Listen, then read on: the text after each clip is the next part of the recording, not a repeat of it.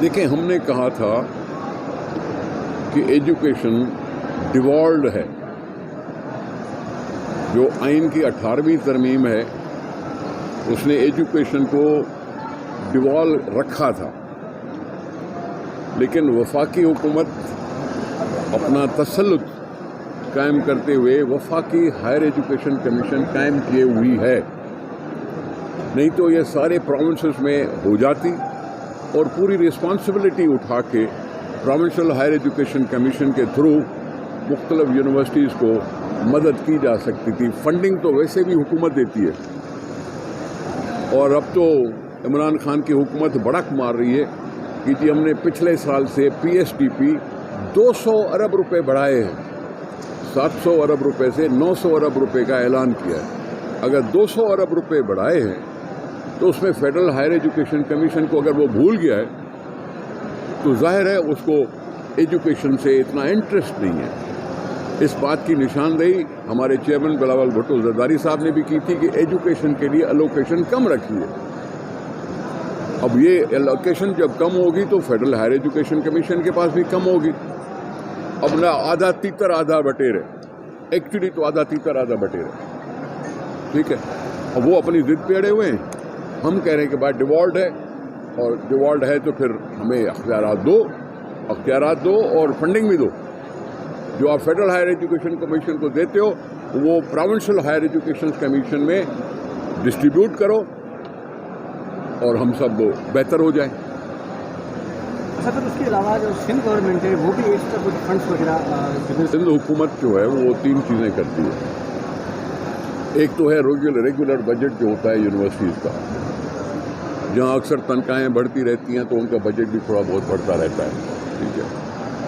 دوسری مد میں ہے کہ ہم نے یونیورسٹیز کے لیے کوئی 5 ارب روپے رکھے ہوئے تھے، اب اس کو بڑھا کے 6 ارب 30 کروڑ تک لے آئے.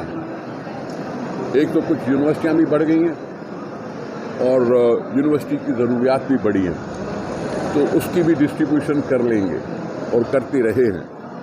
تیسرا ہوتا ہے مختلف یونیورسٹیز پر ترقیاتی اسکیمیں. اس کے پچھلے سال 3 ارب روپے کے قریب رکھے گئے تھے، اس دفعہ اس کے اوپر 6 ارب روپے رکھے گئے ہیں.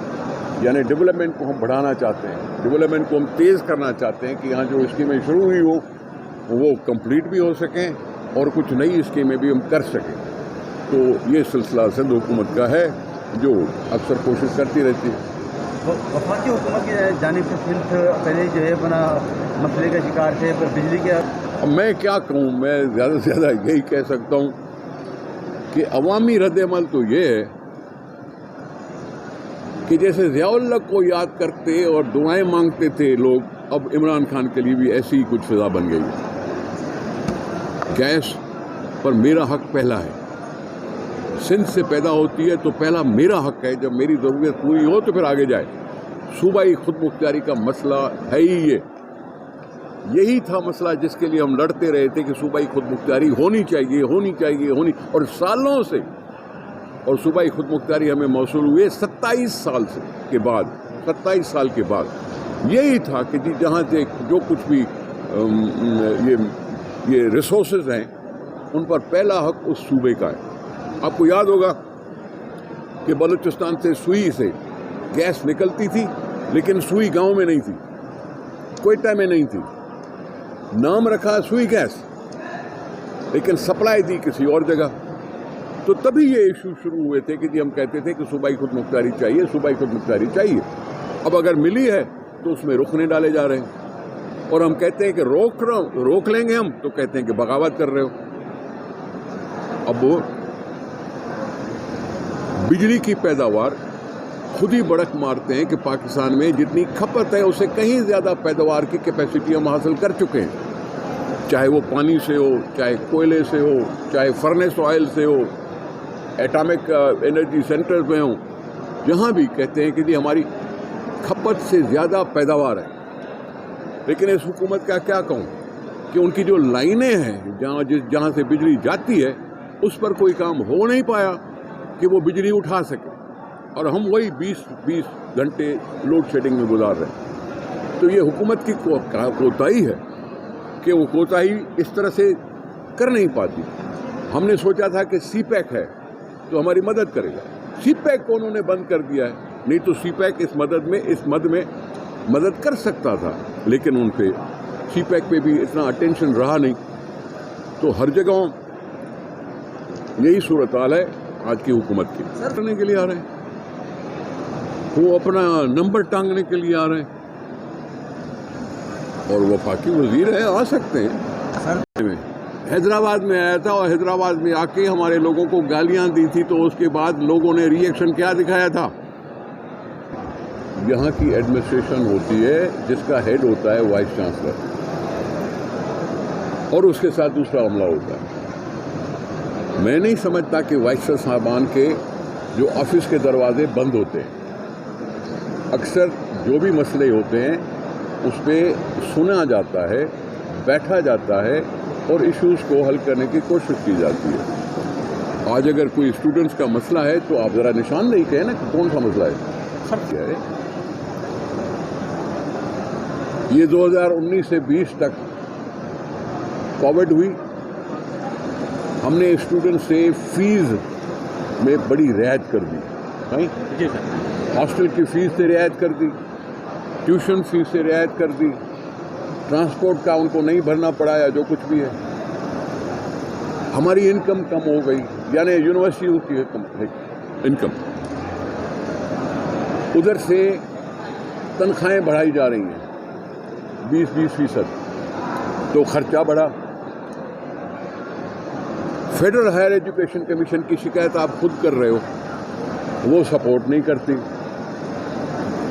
यूनिवर्सिटीज़ को जितनी हो सकती है सिंध हुकूमत सपोर्ट करने की कोशिश कर रही है। अब वो आपको पता है कि फी है कितनी साल की जो यूनिवर्सिटियों में पढ़ते हैं, जो मास्टर्स करते हैं या ग्रेजुएशन करते हैं या हायर क्लासेस होते हैं, उनकी फीस है 19,000 रुपये साल के। एक महीने के कितने हुए? 1,500, 1,500, 1,400 जितना कुछ।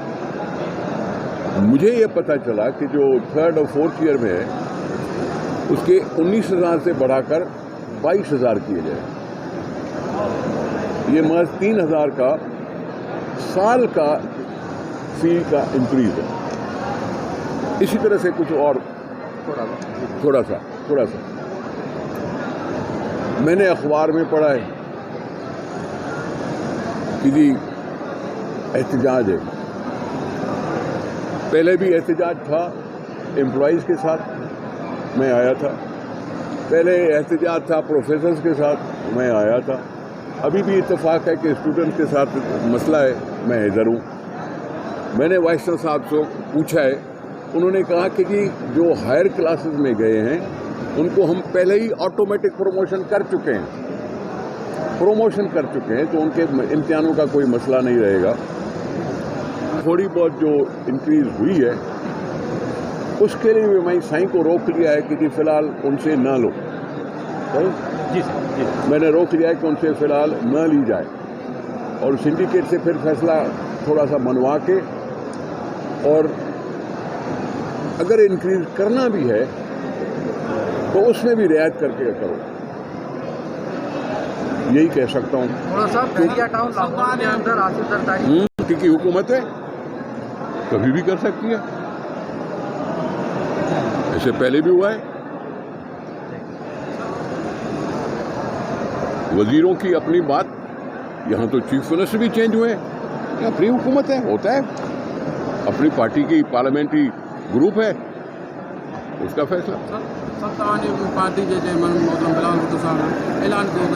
पाबंदी कोने यूनियन अञा ठहण शुरू न थियो, पाबंदी कोने जॾहिं असेंबली चई छॾियो त हाणे स्टूडेंट यूनियन ते पाबंदी न आहे त पोइ सम्झो न आहे, ठीकु आहे।